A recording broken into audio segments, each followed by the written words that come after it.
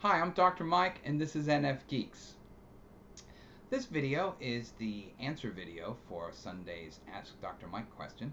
On Sunday, people on the Facebook forum post questions they would like me to ask, and whoever gets the most likes wins. And this week's winner was Nick Pagano, Nick of NFGeeks, who has made many appearances here, and is the composer of the NFGeeks theme. So his question won, and I'm very happy because he has written many interesting questions, but all of them has, lost in the competition. But this week he won, and he won by a landslide. So good for you, Nick. And so I'm gonna read his question, and then we'll talk about the answer. So his question. So what did he ask? His question is: you recently did a video describing introverted and extroverted feelings. Can you do a similar video describing introverted and extroverted intuition? Well, the answer is yes, because here we go. Now, I had an interesting sort of experience with this question because, first of all, I had answered some of this in the previous video that he's talking about, which was about introverted and extroverted feelings. And that's because, sort of indirectly answered it because I was sort of making a connection holistically how the two things sort of connect together. If you have an introverted feeling and extroverted intuition, what does that mean? So I was bringing that into it. So some of that was in that other video.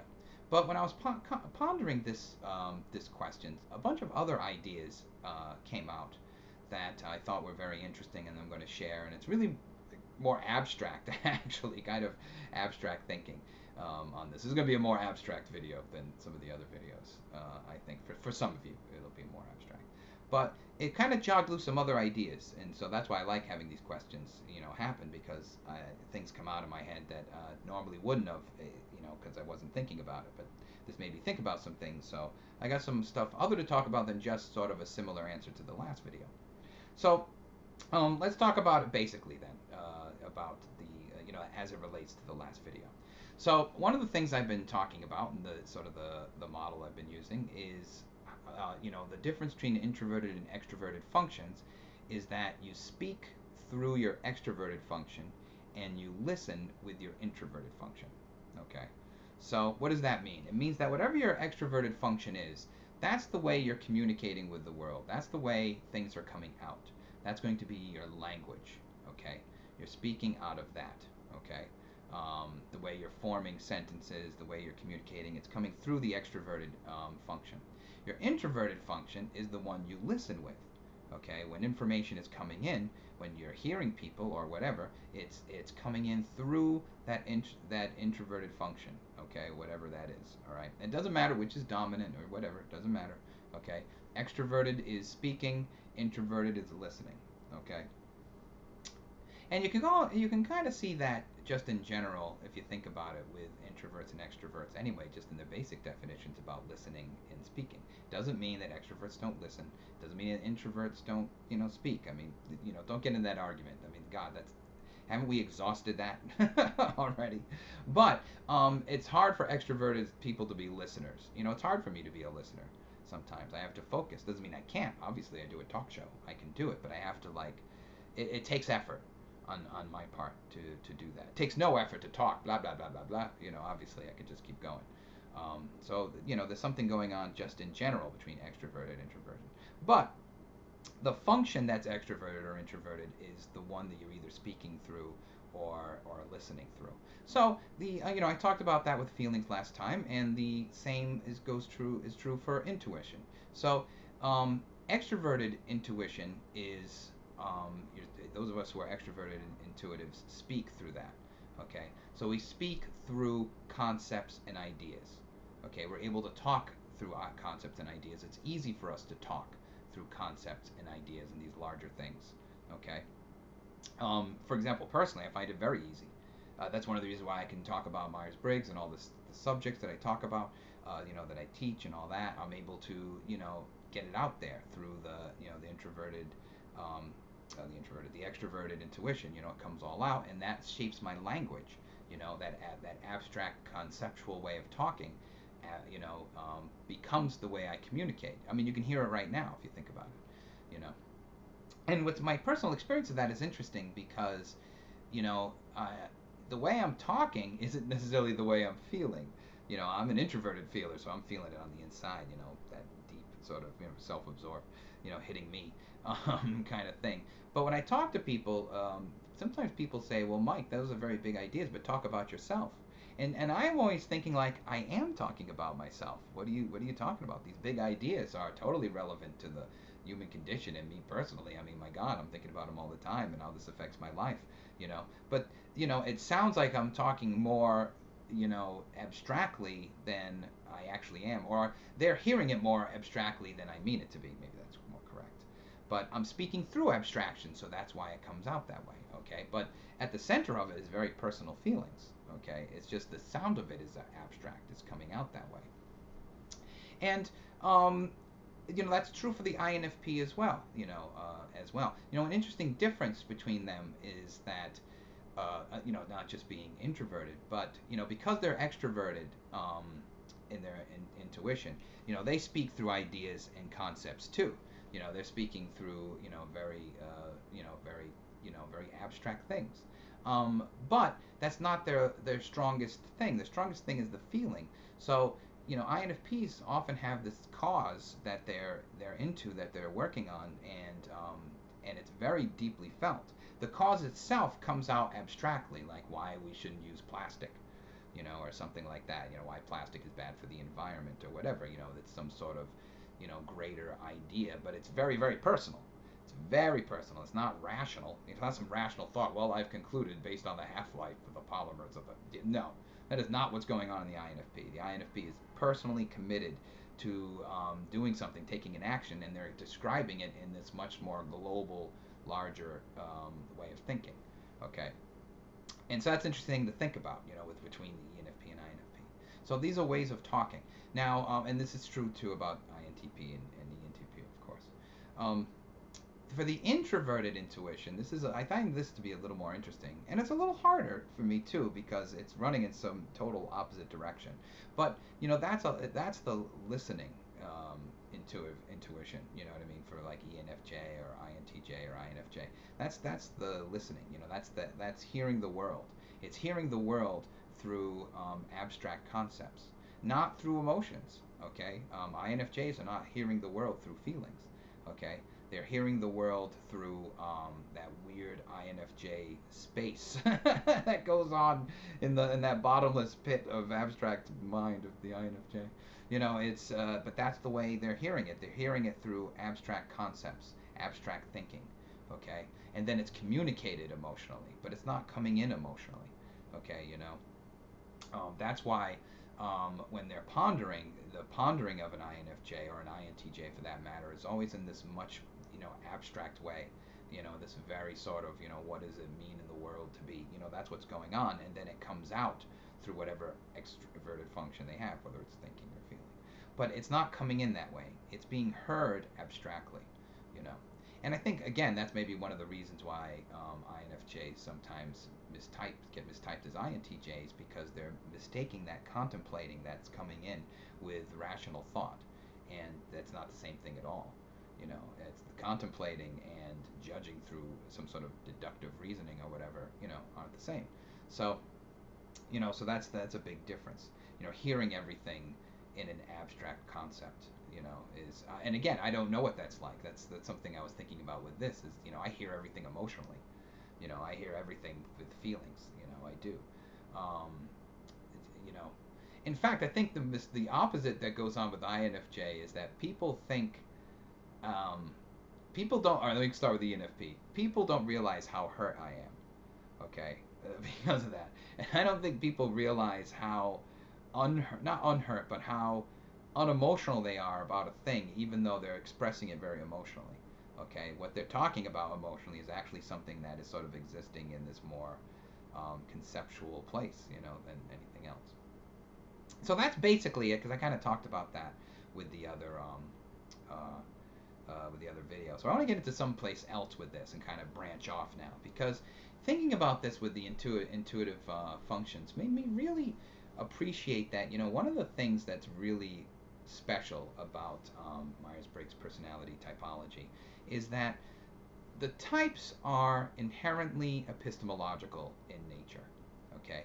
Meaning that, epistemology is about the study of knowledge. How do I know what I know? And that's what the types are. The types are ways of knowing more than anything else, you know? And it's really fascinating, because really what it's saying is that you as an individual are a product of a certain method of knowing. And that method of knowing affects everything.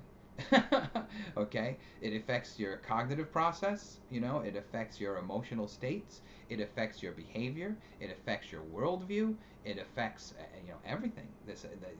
Basically these epistemological methods, these natural epistemological methods shape you entirely. And what's really great is that it's really the only one that sort of says that in a way. It's not, I mean, obviously indirectly knowledge and method and all that's involved in any kind of theory, whether it's about personality type or development or whatever. But, it doesn't put epistemology in the center. That's what really fascinates me. At least it was fascinating me when I was pondering this. So, for example, sociology and various sociology theories about the self, like critical theory or whatever, social psychology, the self is a product of society or culture, either by various symbols you're exposed to, or socioeconomic culture, the way you've been sort of indoctrinated into the superstructure, and all that. But it's this external thing. Behaviorism actually doesn't even have to be Marxist. Behaviorism, it's all the environment, it's stimuli. You can get Freudian, and it's about your earliest childhood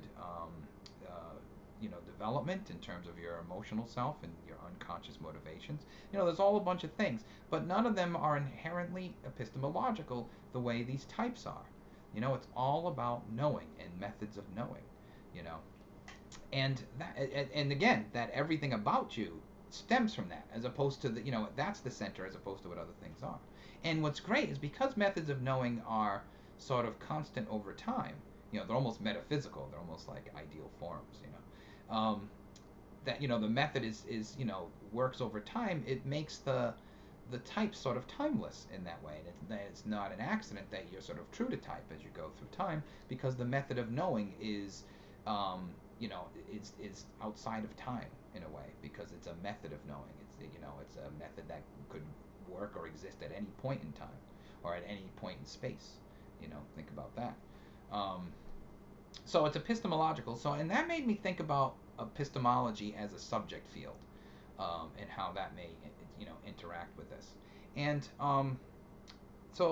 and again, I don't want to bore the hell out of everybody either. So I'll just use, I'm just going to use some basic terms. But one of the things that I thought about, this is basic epistemology, nothing big here, is the difference between a priori and a posteriori knowledge, okay, and basically knowledge assumptions, okay, and these come from Immanuel Kant, okay, and don't type and say Kant, his name is Kant, that's pretentious, and you just sound like a jackass. And I know it's Kant, but I don't like pronouncing it that way. I like pronouncing it Kant. It just sounds easier to pronounce. Okay? There's no foundational truth, which means there's no foundational truth to pronunciations. Okay? All right? So don't be pretentious. All right? I'm just gonna, not deal with you. So Kant, these terms are Kantian. He's not necessarily the sole person who uses them, but he's most famous for talking about this.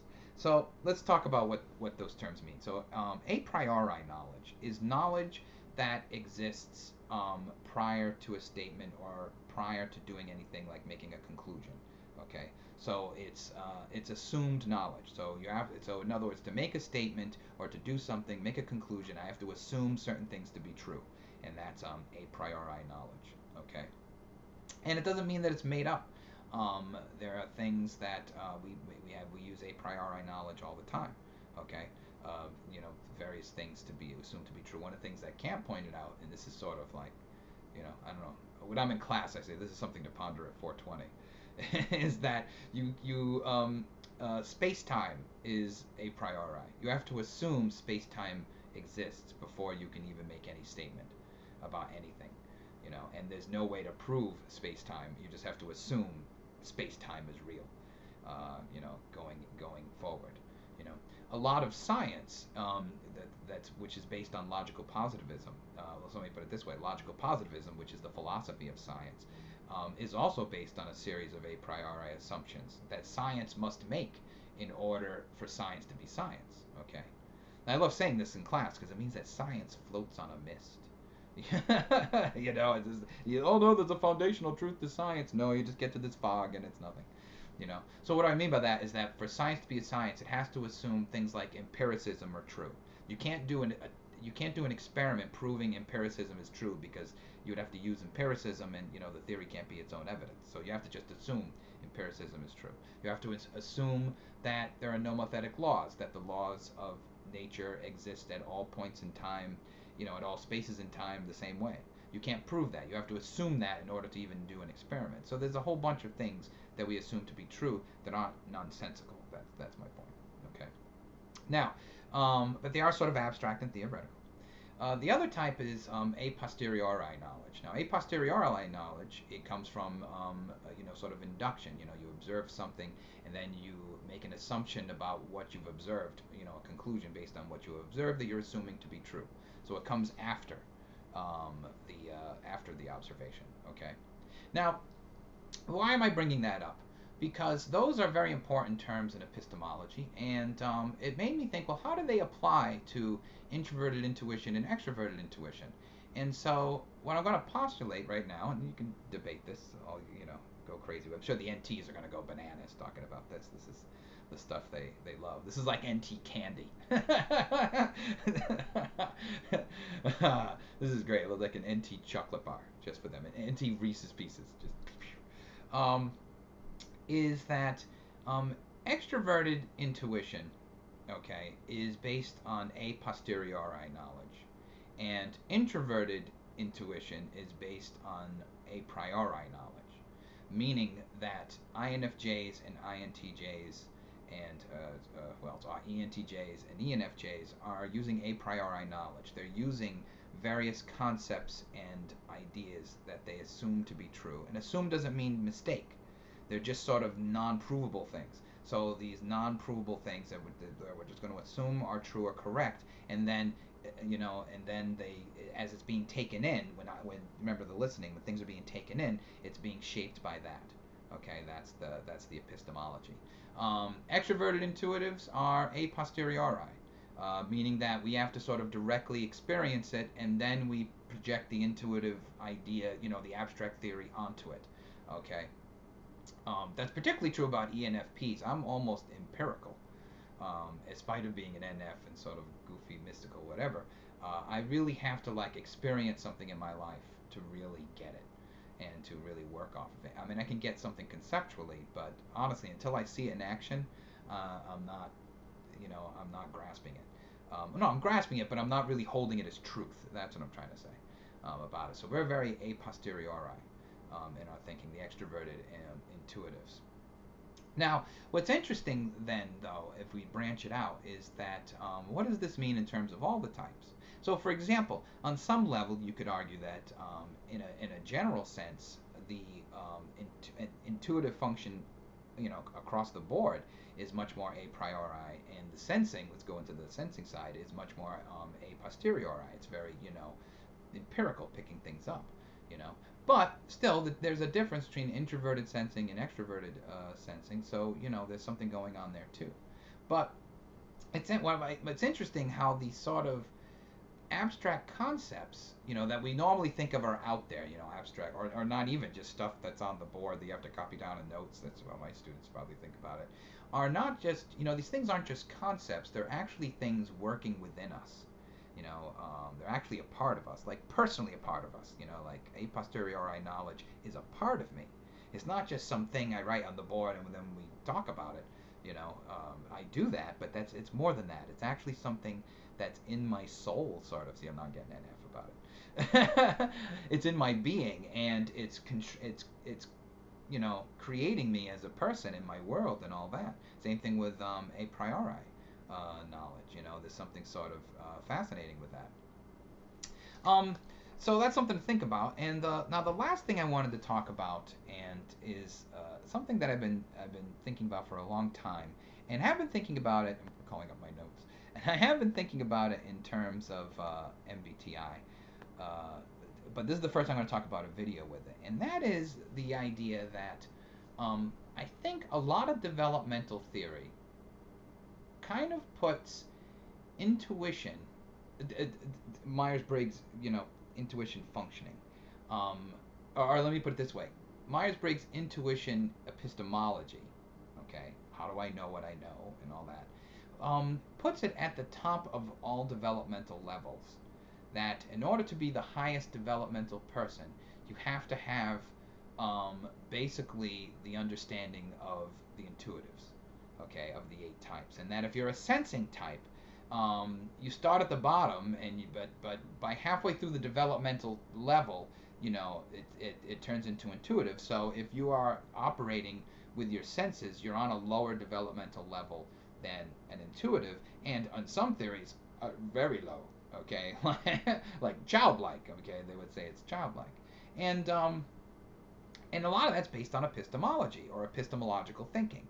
Okay, that the way I can take in and grasp concepts determines my level of development, and if I can grasp very, very complex concepts, big stuff, then I must be on a developmental level higher than everyone else. Okay, and this came up for me when I was talking to someone about the developmental theory of Robert Kegan. Okay, and this is something I studied over and over again in graduate school. It was a big deal, and that theory is basically a developmental theory from this guy from Harvard, which sort of talks about how you. It's hard to explain because he wrote it so ridiculously difficult. But basically, it talks about how in your stages of development, each stage is where your consciousness sees the world. You see the world through a certain frame, and then that frame becomes, so that's sort of your subjective experience, and then that frame becomes the object you look at, and now you're looking at it with a new frame, and then that frame becomes the object, and you sort of in complexity go up like this, and it's actually a very fascinating theory, okay, about it, because the energy talks about how you move from stage to stage or whatever. And honestly, I hope someday to do a whole video just on the theory, okay, just on Kegan's stages of development theory. But I'm already over time that I wanted to be. So, because this is where this came out. Now, his final level, his 5th level, is sort of, he used to call it the inter-individual level, and I think it's just, I don't know, the postmodern level now. But basically, it's when you're sort of able to see the world totally paradoxically and abstractly. Your frame is like this paradoxical, dialectical, abstract way of thinking where you can look at abstract systems and ideologies. So, instead of like seeing the world through a specific system, like Myers-Briggs, for example, you can look at Myers-Briggs as a system outside of it, seeing it through this sort of outside of all theory kind of place, okay? Where, he calls it post-ideological, one of the things he calls it, okay? So basically what he's trying to say, so let me get simpler about it. What he's basically trying to say is that on the highest level of his developmental theory is to basically be the ultimate intuitive, okay? Of the types, it means be ultimate intuitive, where you're seeing things totally through only the abstraction of your own intuitive function, not being framed by anything else. So your intuitive function isn't being framed by socio-political, economic, family, things or whatever. It's an intuitiveness completely independent of that, looking at all systems and theories from that point of view. Now, I admit that is the goal of all 8 intuitives on some level, and some kind of think they're there already, like INTJs and INFJs, and I don't know, they might actually already be there. That's not terribly wrong. But my issue with that is that it basically says that the highest level of development is basically intuitive epistemology. So the way of knowing, the best way of knowing is the intuitive way of knowing, as opposed to the sensing way of knowing, okay? Now, I do realize on a lot of forums everywhere, there's a lot of this argument going on between intuitives and sensors, and this battle is going on, and I'm sure that developmental theories like this, even Keegan himself, sort of is used against sensors. I wouldn't be surprised if that was the case. But I question that because it sort of automatically stifles people, half the types and most of the population. It stifles half of them. And people would say developmentally would say, well, it's such a tough job to get there. Only the truly great can travel, climb this wall of intuitive abstraction. But I don't think that's what's happened. What I think what's happened is that Keegan is an intuitive himself. I think he's an NT myself. He could be an NF. Doesn't matter. He's an intuitive. Because NFs do this too, so it doesn't matter whether he's an NF or an NT. And he's in academia, and academia sees itself as the higher stage of development all the time, okay, intellectually, and it sees it, and so therefore academia naturally says that intuitive thinking or intuitive feeling is the highest level of being, because they're all intuitive thinkers and intuitive feelers, okay, that's what they are, and there's so few of them that the interpretation is, well, it's because we are so awesome and we were able to climb the ladder out of the cave of ignorance and make it, there's that attitude where really it might be just, well, you're just NFs and NTs. I mean, it really might be just as simple as that. And so what I want to ponder then, is there a developmental theory for epistemology for all the types, or at least all the temperaments, keep it simple, all the temperaments where there is a level of development that is equal to that level that Keegan points out, but is for the sensors alone. Okay, in other words, is there a higher level of thinking, a higher level of cognitive epistemological development that sensors operate on that is parallel to an intuitive's, but a different ladder altogether? I don't exactly know what that is because I'm kind of riffing right now, at the moment with the video. I don't know what that is. But there must be well, maybe I shouldn't say must. I guess what I'm putting out there is the hypothesis that there being stages of development for the SJs and the SPs that run parallel to NF and NT, and there's a higher level of complexity that is going on with both the N's and the S's that are equal in terms of that there's the most complex form of development, but is not in each other's worlds, okay? Because under Keegan's theory, and many other theories, SJs and SPs are on the bottom. If they're lucky, they make it up to the middle. Okay, they make it up to the middle. It doesn't have to be, and I'm not talking about Keegan. If you look at Kohlberg, and I love Kohlberg. Okay, I talk about him in ethics, I talk about him in psychology, I love Lawrence Kohlberg. The conventional stage is SJ heaven. That's where everyone else. But it doesn't seem like in the post-conventional stage of moral thinking, it's a lot of SJs. It seems like SJs stop under his model, stop at the conventional level. Now maybe SJs don't care, but that sort of is saying that there's a certain way of knowing that can never develop into a higher level, and that's important. So, and again, it goes back to epistemology because if there's a higher level for SJs and SPs, some high level of development, it has to center around the SP and SJ epistemology, how they know what they know, how each of them knows what they know, and then what's the most complex form of that, that comes out of it. Because as you get up Keegan's theory, it becomes more and more NF or NT. In the first 3 levels, yeah, any one of us could be in there. But once you get to like 4 and then 5, it's basically in intuitive Disneyland, and the SJs and the SPs are left behind. And again, because it's all epistemological.